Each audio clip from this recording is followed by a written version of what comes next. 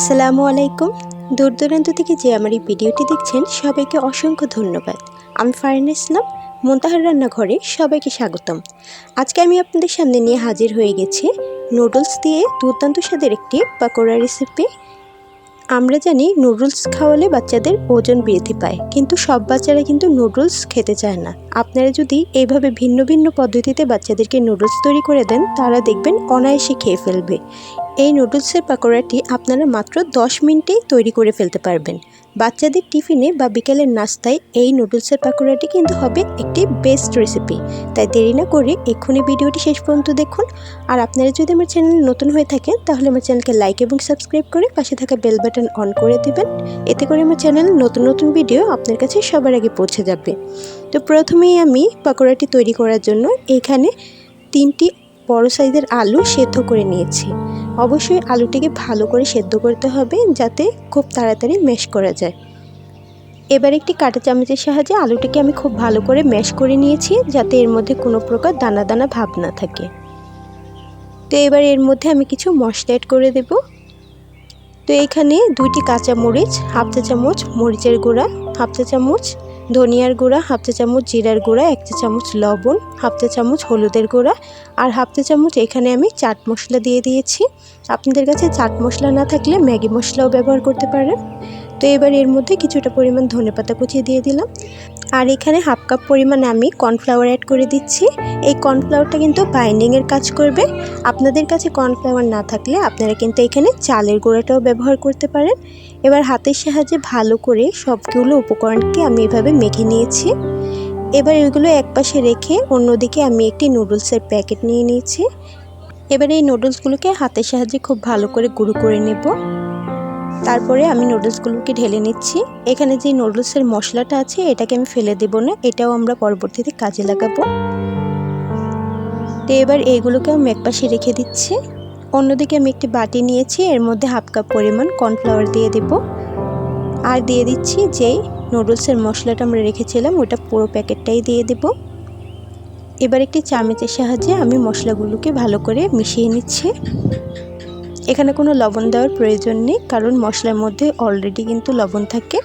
এবার অল্প অল্প করে পানি দিয়ে আমি পাতলা একটা ব্যাটার তৈরি করে নিলাম। দেখুন এরকম একটা পাতলা ব্যাটার তৈরি করে নিয়েছি। এবার এগুলোকেও একপাশে রেখে দেব। এবার হাতের মধ্যে আমি কিছুটা পরিমাণ তেল ব্রাশ করে নিয়েছি। এবার যেই আলুর ডোটা আমি তৈরি করে রেখেছিলাম, ওইটাকে আমি একটি ফিরের মধ্যে নিয়ে নেব। তারপরে কিছুটা মথে এভাবে লম্বা লম্বা রোলের মতো তৈরি করে নেব। একটু ভালো করে রোল তৈরি করে নিতে হবে, যাতে কোনো ফাটল না থাকে। তারপর হাতের সাহায্যে চেপে চেপে এভাবে চ্যাপটা করে নিতে হবে। এবার ডোটাকে ভালো করে চ্যাপটা করে নেওয়ার পরে ছুরি দিয়ে এর সাইডে যে বাড়তি অংশগুলো আছে ওইগুলো আমি কেটে আলাদা করে নেব। এবার এইগুলোকে আমি কোনাকুনি করে এভাবে 3 কোনা শেপ করে কেটে নেব।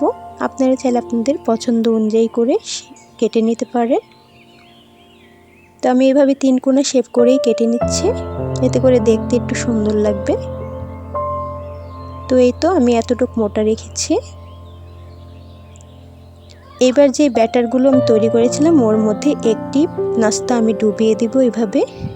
তারপরে ওই ব্যাটার থেকে তুলে এই নুডলসের মধ্যে আমি এইভাবে একটু উল্টে পাল্টে নেব। তারপরে হাতের সাহায্যে চেপে এই নুডলসগুলো নাস্তার মধ্যে ভালো করে আটকে দিতে হবে, না হলে কিন্তু ভাজার সময় নুডলসগুলো বের হয়ে যাবে। এভাবে একটু চাপ দিয়ে আটকে দিবেন।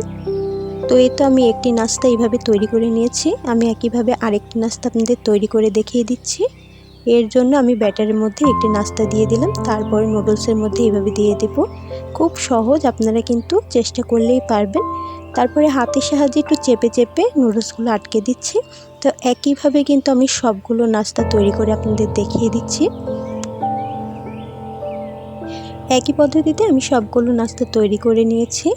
এই তো দেখতেই পাচ্ছেন আমি কিন্তু সুন্দর করে নুডলসগুলোকে চেপে চেপে আটকে দিয়েছি। এতে করে ভাজার সময় কিন্তু নুডলস বের হয়ে যাবে না। এবার আমি এগুলোকে ভাজতে চলে যাব। তো ভাজার জন্য প্রথমেই আমি চুলার মধ্যে একটি প্যানে কিছুটা পরিমাণ তেল গরম হতে দিয়ে দিয়েছিলাম।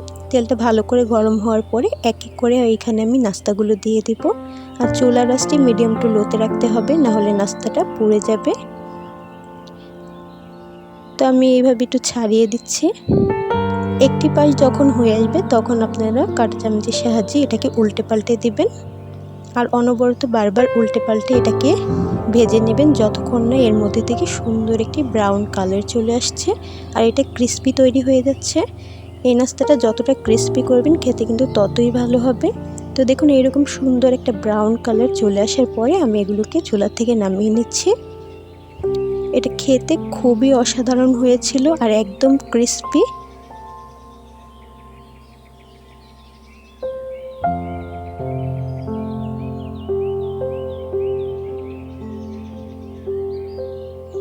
এই তো মাত্র 10 মিনিটে অল্প কিছু উপকরণের মাধ্যমে আপনাদের সাথে নুডলসের একটি ইউনিক রেসিপি শেয়ার করার চেষ্টা করলাম।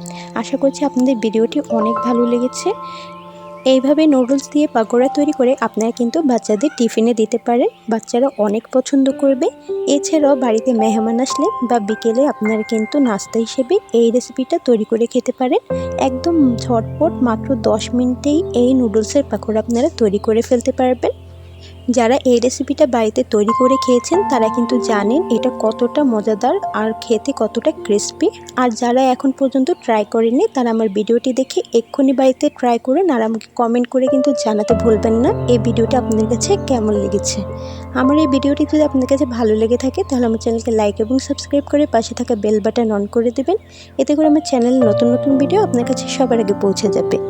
দেখা হবে অন্য কোনো ভিডিও নিয়ে। ততক্ষণ সবাই ভালো থাকবেন, সুস্থ থাকবেন। আল্লাহ হাফেজ।